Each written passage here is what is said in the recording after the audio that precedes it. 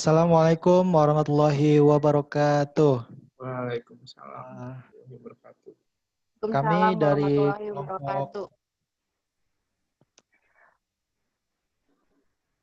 strategi, kami dari kelompok strategi mengajar pendidikan jasmani dengan nama-nama kelompok kami yaitu ada yang pertama ada Mary Ariana. Coba Mary, kenalkan diri. Mary. Saya Mary Ariana. Saya sendiri Regi Zulfika. Dan saya Tobi Arkananta Sabitra dari Paralel 2 ya. Langsung saja kita ke materi dengan judul Strategi Mengajar Pendidikan Jasmani. Next. Next stop. Halo.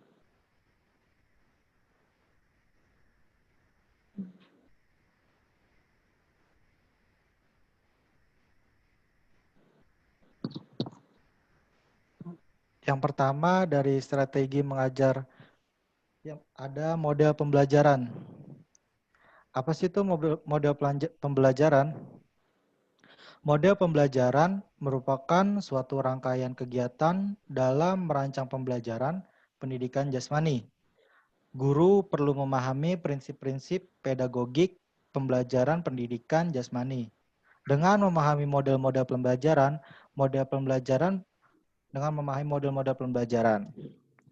apa sih itu model pembelajaran? Model pembelajaran yaitu merupakan kerangka konseptual yang melukiskan prosedur yang sistematis dalam rangkaian mengelola pengalaman pembelajaran peserta didik. Guru dapat mengimplementasikan pembelajaran berdasarkan model pembelajaran tertentu dengan mengikuti langkah-langkah yang disesuaikan dengan situasi dan kondisi siswa di masing-masing sekolah. Pembelajaran yang diharapkan pada kurikulum 2013 adalah untuk memperkaya pengalaman belajar dengan pendekatan berbasis saintifik. Nah, jadi kurikulum yang kita pakai di sekolah pada umumnya itu adalah pada kurikulum 2013. Di kurikulum ini terdapat yaitu siswa yang lebih aktif dalam pembelajaran di dalam kelas maupun di luar ruangan. Oke, next. Mary dong. Ya, Mary. Pendekatan pembelajaran penjas. Pendekatan pembelajaran dapat diartikan sebagai titik tolak atau sudut pandangan kita terhadap proses pembelajaran yang menunjukkan pada pandangan tertentu terjadi suatu proses yang sifatnya masih sangat umum. Di dalamnya mewadahi, menginspirasi, menguatkan, dan melatari metode pembelajaran dengan cukup teoritis tertentu. Terus pembelajaran terdapat dua jenis pada pendekatan, yaitu yang pertama itu pendekatan pembelajaran yang berorientasi atau berpusat pada peserta didik. Terus yang kedua itu pendekatan pembelajaran yang berorientasi atau berpusat pada guru. Next. Nah, di sini ada karakteristik pendekatan yang berpeluang bagi peserta didik untuk mengembangkan potensi secara seimbang dan seoptimal mungkin apabila selama kegiatan pembelajaran berlangsung menunjukkan antara lain. Peserta didik melakukan kegiatan belajar yang beragam. Peserta didik berpartisipasi aktif baik secara individu maupun sekelompok. Memberikan pengalaman belajar bagi peserta didik dalam menumbuh kembang potensinya. Interaksi terbangun selama proses pembelajaran menunjukkan terjadinya komunikasi multi-arah dengan menggunakan berbagai macam sumber belajar, metode, media, dan strategi pembelajaran. Selama proses pembelajaran, guru berperan sebagai fasilitator, pembimbing, dan pemimpin. Sebagai fasilitator, guru memberikan kemudahan bagi peserta didik dalam belajar dengan menyediakan berbagai sarana yang diperlukan. Pendekatan pembelajaran berorientasi pada segi proses merupakan sistem pembelajaran yang konvensional di mana hampir semua kegiatan pembelajaran dikendalikan oleh guru. Pengetahuannya disampaikan kepada peserta didik beserta tuntutan silabus. Terus pendekatan pembelajaran yang berorientasi kepada peserta didik atau children oriented approach merupakan sistem pembelajaran yang menunjukkan dominasi peserta dan guru hanya sebagai fasilitator, pembimbing, dan pemimpin. Pendekatan pembelajaran ditinjau dari segi materi pelajaran adalah dengan pendekatan kontekstual atau contextual teaching and learning CTL sebagai model pembelajaran untuk membangun pengetahuan dan keterampilan berpikir melalui bagaimana belajar dikaitkan dengan situasi nyata di lingkungan sekitar peserta didik sehingga hasilnya lebih bermakna. Next. Peggy.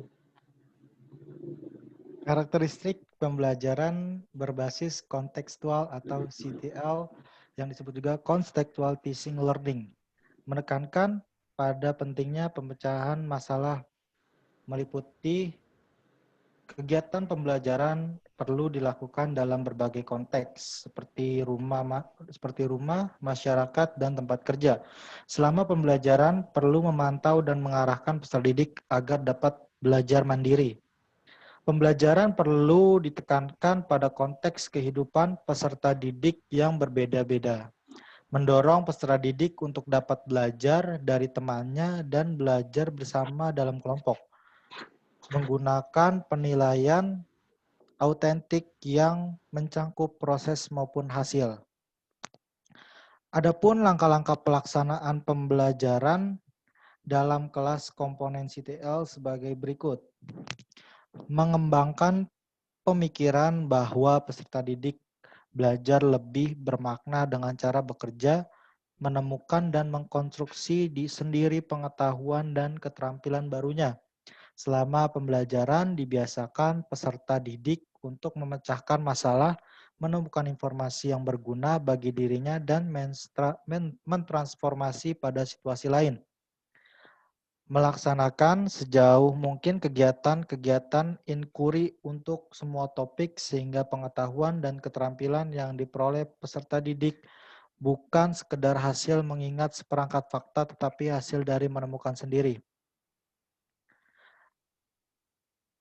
Oke, next.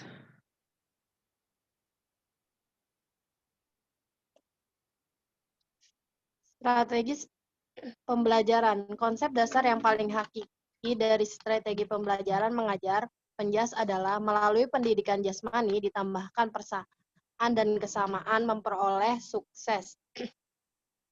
Bukan kegagalan dalam melaksanakan tugas gerak. Jadi dalam proses belajar mengajar, peserta didik merasa aman, merasa diakui dan berharga dalam kelompoknya. Semua kemampuan peserta didik diakui dan dihargai oleh gurunya. Guru hangat dan bersahabat, sehingga peserta didik tidak merasa takut, tegang, atau resah dalam mengikuti pembelajaran pendidikan jasmani. Selanjutnya, terdapat 4 unsur strategi dalam upaya menyusun strategi pembelajaran, yaitu yang pertama itu mengidentifikasikan dan menetapkan spesifikasi dan kualifikasi hasil dan saran yang harus dicapai dengan mempertimbangkan aspirasi dan selera masyarakat. Terus yang kedua itu mempertimbangkan dan memilih jalan pendidikan utama yang paling efektif untuk mencapai sasaran. Terus yang ketiga itu mempertimbangkan dan menetapkan langkah-langkah yang akan ditempuh sejak titik awal sampai dengan sasaran. Terus yang terakhir itu yang keempat, mempertimbangkan dan menetapkan tolak ukur dan patokan ukuran stand untuk mengukur dan menilai keberhasilan. Next stop.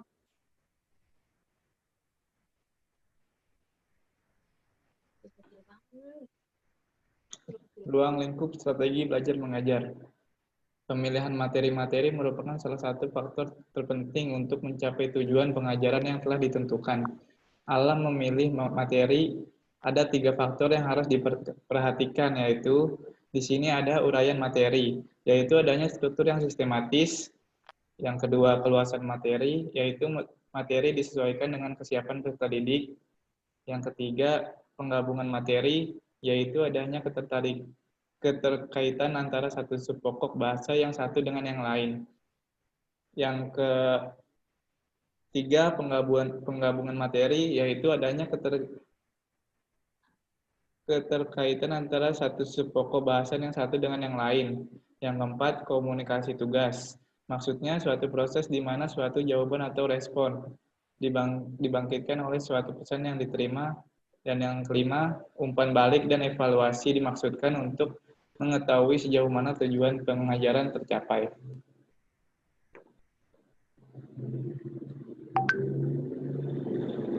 Tutup rek. Ya itu tadi presentasi dari kelompok kami. Terima kasih. Wassalamualaikum warahmatullahi wabarakatuh. Waalaikumsalam. Waalaikumsalam warahmatullahi wabarakatuh.